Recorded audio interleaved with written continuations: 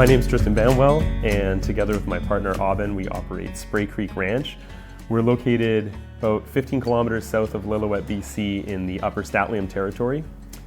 We've been here since 2014. The farm has been operating here as a cattle ranch since the 1880s. When we moved here, we took on a cow-calf operation, and over the 10 years we've been here, we've slowly transitioned into a diversified, regenerative, organic farm, direct marketing meats to customers throughout the Sea to Sky region primarily. Now we have cattle, sheep, pigs, and we also raise poultry. We typically have meat chickens, turkeys, as well as laying hens. And we have a few horses we use for working the cattle, as well as a whole herd of guardian dog that we use to protect the livestock from predators.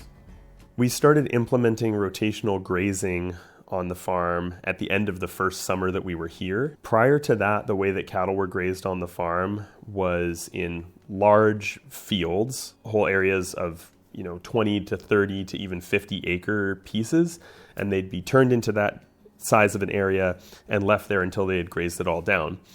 And the cattle also spent the summers in the range. So we have a range tenure that's up in the mountains where the cows are able to go up in the summer. So in the past, the cows are moved up to the range in May, and they're grazed up in the range throughout the summer so that the ranch could make hay or produce whatever winter forage crops that we were going to be feeding them. In the 1960s and 70s and 80s, into the late 90s, the production on the farm was primarily corn silage. So we have fields on the farm that grew corn silage for 27 years straight. After the late 90s, it went over to more alfalfa orchard grass hay pastures or hay fields. When we moved here, we started rotational grazing at the end of the first summer that we were here, and immediately saw the value of being able to control the cattle's impact on the forage and then move them off and allow the forages to recover. There are a lot of reasons to implement rotational grazing if you have ruminant animals. And in fact, it's the principles are similar, whether we're talking about ruminants or poultry or pigs. It's a good idea to keep the animals moving and control their impact that they're having on your land, on your soils, and on the plants that you're depending on. If we focused on ruminants, cattle, sheep, and other ruminants, there's a number of benefits to rotational grazing. One is keeping the animals moving for the animal health. For one thing, if you keep them in the same area too long, they have more opportunity to ingest and complete parasite life cycles. For the animal nutrition, if you imagine putting a group of animals into a big pasture, when they first get in there on the first day, they'll go around and preferentially graze all of the highest quality forages that are in there. They'll go around and take a bite off the top of every plant and just eat the best of everything. And if they're in that same paddock for, let's say, a week, you can imagine that over the course of that time, the quality of what they're eating is diminishing. They're eating all the best stuff first, and then they're slowly eating poorer and poorer quality forage until on day 7 or day 14, whenever they're finally ready to move from there, their nutritional plane has declined. And then you move them into the new pasture, boop, and they're back up to a high nutritional plane again. But if you're moving them daily or every 3 days or even multiple times a day, then they don't have a chance to go through this longer period of decline. Every single day, they have the good quality stuff, and then they eat everything that you need them to eat in that paddock, and then the next day they're back up to the quality nutrition again. It's a way to maintain more consistent weight gains. If you put your livestock into a large paddock and you let them, what we call continuous grazing, you just let them stay in there until they've grazed everything down. What happens is the first day they take a bite of all those plants, and then the next day or the day after, those plants are starting to try to regrow. But then before they're able to regrow and recover and redevelop their leaf area, which is their photosynthetic capability, then the animal comes and takes another bite out of it. And then the plant starts to try to recover again, and the animal comes and takes another bite out of it. And if you continue to do that in a continuous grazing situation, you weaken that plant, and you're forcing the plant to recover from its root reserves instead of using its photosynthetic capability to grow and to photosynthesize. So when you're rotationally grazing, the animal takes that first bite, and then your goal is to move them out of there before they take the second bite of that plant. You don't let them take a second bite and weaken that plant. You move them off of it, and you don't return to that paddock again until that plant has fully recovered to the point where you're happy with it. And you try to come back after the plant is fully recovered, but before the grasses have begun to go to seed, which is when the nutritional value of that plant declines. So maintaining healthy plants is a key reason for rotational grazing.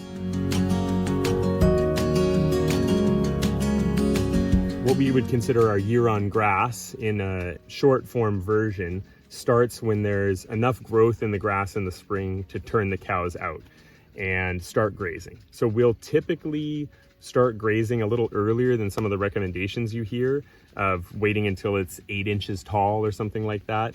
We'll start earlier than that because we don't mind setting back some of the forage a little bit in its growth. Otherwise, all of it will be ahead of us and getting mature and seeding out before we know it. So we start off in the spring when there's just a few inches of green growth out there, and we'll tend to start on the area that has the most residual left over from the previous year. And that way, as the cows graze through that early spring growth, they're getting a bite of new spring growth from this year, but they're also getting a dried out bite of what was left from the previous year's stockpile. So that balances out their nutrition a little bit in the spring and reduces what we call the green fire hose effect of eating the really high protein spring feeds. Then as the forage quickly grows up throughout May and June, we're moving the cows pretty quickly still, but the paddock sizes start to get smaller to ensure that they're utilizing the amount that we want. And we're kind of clipping off, 2/3 of the growth of grasses in each paddock as we go. By the time we get through that first rotation, the first paddocks that we started in that are ready to go back to, that have now had, let's say maybe 5 or 6 weeks of recovery time, the grasses there might be getting mature by that point. And we're talking into July and going into August. You're gonna have some mature grasses. You're still gonna have lots of nice green growth, but you're going to have more seeded out, headed out grasses that are a little bit less palatable. We take that as an opportunity to make a deposit into the soil. So those rotations, we like to move more frequently, so usually twice a day, in tighter paddocks to ensure that everything that's not eaten is trampled down flat onto the ground to feed the soil. During that time as well, that's when the growth is all far enough ahead of us that we can take some cuttings of hay. So we'll choose some of the fields to avoid grazing a second time, and those will get cut for hay for winter feed instead of their second grazing. In mid to late August, we take the cows out to our range tenure, which is grazing lands that are up in the mountains on a lease. And they'll be up there from mid-August until early October. And during that period where there's no cattle on the farm, it gives an opportunity for all of the pastures on the farm to regrow as much as possible and ideally remain in that vegetative state as they go into fall dormancy. When the cows return from range, we start our winter stockpile grazing program, and they'll be grazing primarily dormant season grasses that aren't recovering then after that. When we run out of stockpiled forage or the snow gets too frozen and crusty and we can no longer graze through it, then we switch to feeding hay. And on hay, we're either putting hay out in rows and bale grazing it, moving them through that hay with electric fencing is our typical pattern of feeding hay. And by the time hay feeding season's over, spring grazing starts again. It does vary a little bit based on the weather, but when we moved here, the program was to start feeding hay in October and feed all the way through until April. And now we're typically starting to feed hay in mid to late January. We're able to stockpile graze until then. And I think that here in our climate, we're going to be able to stockpile graze all throughout the winter. And typically it's a balance of how much we are able to stockpile versus how much hay we've put up and stored and set those fields back instead of stockpiling that additional growth. So I think there'll always be little windows where it's too wet and muddy in the fields, or the snow is too crusty and frozen, where we'll need to feed a little bit of hay. But lately we've been able to start feeding hay in mid to late January, feed through February and part of March. And then in terms of when the spring grazing starts, it's highly variable here. And it could be anywhere within a month window from the last week of March to the last week of April, depending on the season and the weather. Stockpile grazing doesn't just happen. You have to plan for it in advance, and planning for stockpile grazing starts during the growing season. So in order to try stockpile grazing, you have to go into the winter with something to graze. the growth is really high in the early summer, and then as summer starts to get hot, the growth starts to slow down. So during that high growth period, we're grazing or haying the fields in order to keep them in vegetative growth. And our goal with stockpiling is to go into the winter with as much stockpiled vegetative forage as possible. As much of the farm in tall grass that hasn't gone to seed yet as possible.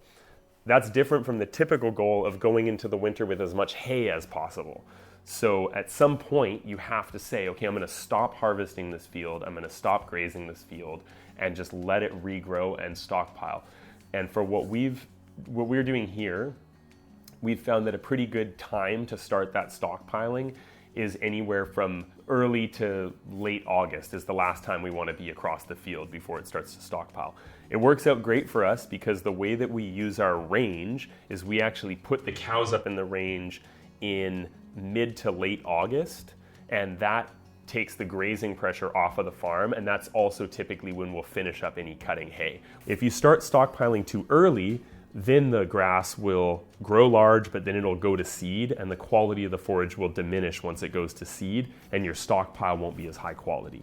The ideal is to go into winter with a tall vegetative sward of your grasses that haven't gone to seed yet, tall enough and that it'll hold up the snow and be visible to the cattle, and it'll still be really good high quality grass. There's a lot of reasons to do as much stockpile grazing as possible, but the biggest reason is cost. The highest cost in a typical cow-calf operation is winter feed cost. Every day that your cattle are grazing in a field that you didn't have to use a machine to harvest and you didn't have to use a machine to feed, you're saving quite a bit of money compared to a day when you're feeding hay. The more we stockpile graze instead of feeding, the more money we save. On most ranches, when you're winter feeding, you'll be winter feeding in a confined area, and then what you're doing is you're concentrating nutrients. You're taking nutrients off of your fields where you've harvested your feed or your hay or your silage, and you're concentrating those onto the fields where you're feeding.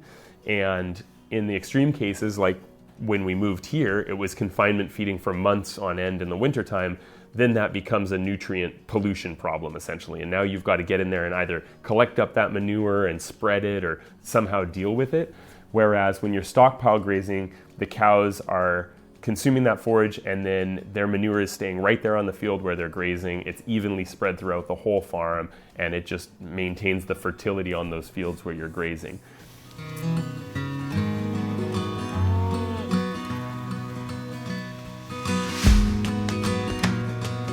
So when we're stockpile grazing in the wintertime, we'll get a lot better yield out of the fields if we section it off, just like in the summertime, and give them a day's worth of feed in every paddock and move them every day or twice a day or once every 3 days. But if you put them into a whole big field, they'll trample down a lot more and they won't get the same level of utilization, especially if there's quite a bit of snow. So we use the same equipment as we do in the summertime. This is a 1/4 mile geared reel from Gallagher. And by geared, what I mean is that every time I rotate the handle 1 time, the reel will rotate 3 times. So it means that you can retrieve it at a walking pace without cranking your arm super fast. It works really well. And what you see on the end here is a type of hook that I can use to actually energize the poly wire from the handle. So if I hook this metallic hook on the end onto my hot fence on the exterior, it'll energize this poly wire, and this poly wire is a light plastic wire that has several conductive strands in it to carry the electric shock throughout the fence. When we're setting up in the winter time, we have to additionally get the posts into the frozen ground. So for that, I like to use a battery powered hammer drill with a masonry bit on it, and it's nice to have a nice long bit like this because then I can drill down into the ground without bending over to put in the posts. So first thing I'll do is hook the handle onto a hot wire on the fence, and that'll energize the reel. And I can set it up with the reel energized, but I've got the fence off right now. I'm able to turn it off with my remote. So let's walk down and we'll hook this up onto the other side. So now I'm at the other side and I want to leave my reel set up on this other polywire cross fence. So this fence runs all the way across the field to divide this field into 2 halves. so that each, what we call a cross fence that I'm setting up that makes a paddock, is about 450 feet long. Since I don't have any exterior fence here to hook this reel on, what we like to do is use one of these posts to make a brace. So I'll put this around the post on this fence, and I'll put it into the ground at about a little steeper than a 45-degree angle. And then that way, when this fence is pulling back on this fence, it's not going to pull this post out of the ground. Where you're going to use the masonry bit on the hammer drill and get a hole punched in there, pop that post into the ground. So I like to set out the line first and then set up my posts on the way back so that the fence is nice and straight. If you have a lot of curves and angles in your fence, then it just gives more places for the post to pull out. And if there's that slack in the line from there being a dog leg in the line, if it falls out of a post, then there's a lot of slack in the fence and the cattle can get through. So we'll just leave this hanging over the other post. What's important there is just that the conductive polywire isn't actually touching the fence post. Now sometimes if the snow's deep, it can be actually pretty tricky to find your hole, and in that case you should clear away some of the snow first so you can actually see where you've drilled. We'll just drop that through there, and even if the wire's touching the ground or anything, we have plenty of juice in this fence that it'll stay energized. So we've got a nice straight line, it's tight enough, and we're ready to set up the posts on the way back. So this is the part that they've just finished grazing, and you can see that if you dig through the snow's compacted from them walking over it, but while the snow was still loose, they've dug down and they've grazed off pretty much all the residual that was here. This field was cut for hay in late August, and it's been recovering since then. It's an alfalfa and orchard grass field. And if we look over here at this side, you can see, if we clear away a little bit of the snow here, you can see what our stockpile looks like. So there's quite a bit of grass. This is all what would have been third growth orchard grass with alfalfa mixed into it. And if we pull out some of this, let's have a look at it. So you can see that it's still nice and green. It's basically freeze dried, and the alfalfa even still has its leaves on it. And we do try to graze the alfalfa fields earlier in the winter, because if we get a lot of freeze and thaw where it's coming up above freezing quite a bit, the alfalfa loses its quality really quickly. It will shatter, the leaves will fall off, and it'll just be the stems left there. In this case, it got cold this winter and it's pretty much stayed cold. And we're filming this in early December, and this is still really good quality. The alfalfa has frozen, but it hasn't thawed out a bunch, and it's kept its quality. So that's really good. The orchard grass, on the other hand, we'll try to graze those alfalfa fields first because the alfalfa can lose its quality, but the orchard grass holds its quality really well throughout the winter, even if the conditions aren't very good. So, I mean, that's better quality right now. What they're grazing now is better quality than dry hay. So, looks great. And the other thing I wanted to look at here is this manure paddy. We'll get our videographer to get a close-up of some cow poop, but their manure looks great. You can see, we have a good consistency to the cow pats, and it's great doing the stockpile grazing because that manure gets distributed evenly across the field and not concentrated like it would if you were feeding in a confined area and then you've got to deal with that manure afterward. This manure can just stay right here on the field and be fertilizer for next year's growth. Where we are here in Lillooet, we don't get a lot of snow. It would be pretty unusual for us to get 12 to 18 inches of snow on the ground at one time, and it's usually really dry snow. So this is kind of the ideal situation for grazing through snow. The cows have no problem, as you can see, digging through this snow with their nose to find the forage. Other species like horses and sheep will actually paw away snow and dig down. Cattle don't do that. They tend to just move the snow away from an area with their nose and graze a little circle and then move over to the next area. And by the time that they've grazed this all down, they'll have compacted down the snow with their hooves and grazed through and picked up all of the grass that's standing up. There's other people who'd be better experts for talking about grazing through deeper snow, but I do know people graze through quite deep snow on the prairies, especially as long as the grass is up in the snow so that the cattle can find it. It's no problem. They know what they're doing. It does take them a little bit of time to learn how to graze through the snow. I remember when we very first started stockpile grazing, the first time it snowed and we got maybe 6 or 8 inches, I went out there, rolled up the fence and called the cows to move, and they all just looked at me like I was crazy. Like, no, this is when you start the tractor and bring us some hay.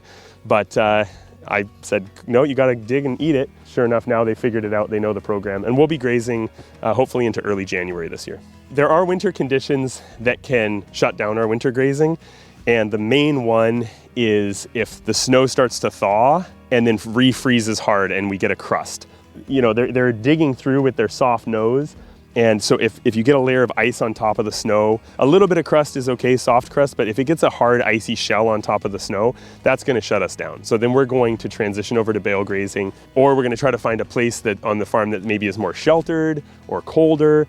There's a lot of different microclimates on our farm, so we take advantage of that. If the weather gets really windy and cold, we'll move them to an area with more trees for shelter. And like I mentioned, we'll try to graze those forage types that don't maintain their quality sooner in the season. So there's no way to predict if weather conditions are going to shut us down, but we can guess from how much forage we have available out there that we're going to be grazing until early January. The other thing that could shut us down is into the spring season, or if we have breakup in the middle of winter. If it starts to warm up, the ground thaws, then it's not worth it to have the cattle out there trampling through that mud and damaging the forage, the sod that you've got in there, because these are perennial sod pastures. So then we'll pull the cows out and put them in sort of a sacrifice area or a drier, gravelly area, or move them up and just start grazing somewhere that has higher ground that's not as muddy.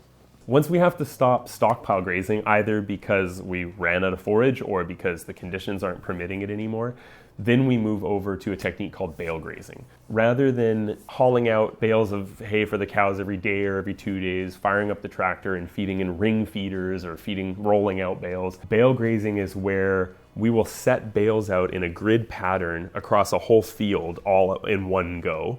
And then we'll use electric fencing to rotate the cows through those bales and feed them the amount of bales that they need for a day or 2 days, much in the same way as we do with rotational grazing. We'll start at a winter watering point, just like with stockpile grazing, and then we'll move away from there through a series of bales in a grid. So we can lay out 100, 200 tons of feed in one day. One nice thing about bale grazing is that you can pick a nice day to set out your bales. You don't have to go out in inclement weather. And of course, you have to go out to feed the cattle in bad weather still, but you've already done all the work. The tractor doesn't have to be started when it's minus 35. Right? You can pick a nice sunny day. You can move all your bales out in one go and then cut all the twine or net wrap off of the bales when it's nice out. It's nice to do it when the ground is frozen so you minimize the compaction from the tractor traffic on your field, but it's nice to pick a nice day to do it. We will pick a field for bale grazing that we feel like will benefit from a nutritional boost, because what we're doing is we're taking those nutrients and we're moving them onto that field through the residual hay that's left that you could term waste or you could term it fertilizer, and the cow's manure. You're going to give a big fertility boost to the field that you bale graze on, especially depending on how dense you go. And University of Saskatchewan has some great guidelines on bale placement densities to not put too much nutrients down on any one field. We like to bale graze on the same fields that we take the hay off of. So when you're cutting hay, you're removing nutrients from that field, and since we don't use fertilizers, being an organic farm, we like to put the fertility back on the field that it came from if we can. So we might not put out all the hay we need for the whole winter all at once, but we'll place all the bales on one whole field, so we'll typically have 1 to 2 months of feed out there in one go. The biggest benefit from the bale grazing for me, there's a lot of benefits to it, but the biggest benefit is not relying on your machinery throughout the winter. So if you're feeding every day or every 2 days and you have a tractor that breaks down, you need to have a second tractor waiting with the same implements to move the hay. It just feels risky, whereas here with the bale grazing, we can easily go away for a period of time in the winter and anybody can feed the cattle. They don't have to know how to start the tractor. They don't have to put that wear and tear on the machine, and you don't have the risk of the tractor not starting one day. They just have to go out and move an electric fence, and a teenager from down the road can do that. So that's a real big benefit. It saves money because moving the hay around is costly, and you have to be out there to do it every single day and start the tractor and drive out and get the bales and cut the twine. And anyone who's cut twine or net wrap off of frozen snow-covered bales knows that can be pretty miserable. So those are a couple of the main benefits from the producer's side, but also getting those nutrients back onto the field and putting the nutrients strategically where you want them on your farm, spreading that impact are really important benefits that are going to have soil health impacts the following year. Another consideration when you're doing your bale grazing set is that you have enough bale space for all the cows to access it. So you don't want to have a big herd of cattle all fighting over just 2 bales. And if you're finding that if you're using really big, heavy bales, and there's not enough bales for most of the herd to get access, then you might want to feed 2 days at a time so that all the cows have an equal chance to feed. Especially in a mixed age herd like ours, you don't want to have a situation where the yearlings can't get food because the cows are out competing them. One of the main differences in winter grazing is, of course, the water system. So here at our farm, we're very fortunate to have gravity-fed irrigation systems off of 2 of the mountain creeks that come from out behind the farm, all gravity fed. And so that means we have a water network all throughout the farm that we use in the summertime. And in the summer, as we're moving the cows, we're also moving their water and mineral with them every day. In the wintertime, all of this summer water system much of it's on the surface, and it's all shut off and winterized. So we have to start grazing at our very few winter water points and graze away from that winter water point. The reason we wouldn't want to do that in the summertime and we keep moving the water is because we don't want the cattle to graze the regrowth of the plants. As soon as they've taken that first bite of the plant, we want them to move on, and then we want to give that plant time to recover. Of course, in the wintertime right now, the plants they're grazing are dormant. So we don't have to worry about them going back and biting the plant as it regrows. So we can start at the winter water point and graze away from it without setting up back fences behind them because the plants are dormant for the winter. So for winter water points on the farm, we have a few places where we have access to natural water sources. We have a spring that comes down that actually comes out of the ground a little bit warm, 3 or 4 degrees. So that continues to flow throughout the winter, although sometimes we do have to break the ice. And there's a couple places where we've installed these winterproof waterers, which is really nice. So this is a Ritchie CT4. It has 4 holes, so you could water probably up to 200 head of cattle off of this, or we can split it on the fence line like we have here so that we can water 2 different herds on opposite sides. And what these have are balls that cover and insulate the watering holes. They keep the water inside a little bit insulated from the weather. And we have all of our winter waterers set up with an overflow that runs out to a pit drain. So we can keep the water running, just trickling in these waterers to keep the pipes from freezing. And the excess water overflows into a drain and just drains into a gravel pit over there. So that wouldn't work everywhere, but it works great here where we have really gravelly, sandy soils. But these winter water points, we do also have power, but they function great with no power down to -10, -15. When we get into the -20, -25, it's nice to have a heater inside the water and some heat trace cable along the pipes. Okay, so it's important to have these balls floating just a little bit below the lip. You need a little bit of a gap. If you set the water height a little too high, it'll push the ball up against the lip, and then that's a place where it'll freeze. It's important that the ball is free floating. So you want to check and make sure you have, at least 3/8 or ½ an inch of space in between the ball and the lip that holds it in place. And inside, here's the float. So when the water level drops down, it starts flowing. And if you look just in there, you'll see I've got an elbow plumbed through the wall, and that's my overflow. So the elbow height sets where the water will just be trickling all the time, and I set the float so that the water level is just a tiny bit above that elbow. That runs down into a drain that then goes away to that gravel pit I was talking about. And all the other plumbing, the 3/4 inch water line that feeds this comes up through a pipe from way deep down in the ground so it doesn't freeze. And then we have a GFI electrical outlet down here in this to run the water heater and the heat trace cable that's on the pipes. The other important thing with this is it has a water seal, meaning this little trough around here gets filled with liquid to keep it sealed against the weather. And it's real important that you fill that up with something that won't freeze in the wintertime. Otherwise, it's really hard to access these. The best things to fill that up with would probably be an RV antifreeze that's drinking water quality, not your toxic car antifreeze. Or I've heard people fill it with oil, but I think that would be pretty messy. So I use RV antifreeze in there.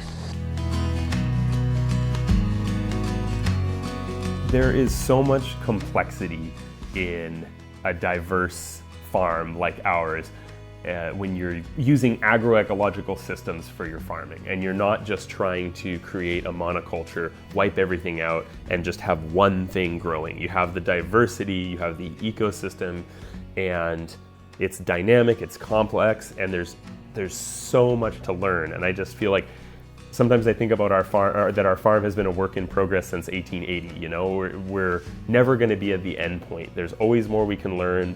We're always iterating and adapting, observing what's the outcomes of our management choices. And not only is every year a new chance to change things up and try things again, but every single day when you're rotational grazing is a chance to, did you give a little too much, not quite enough?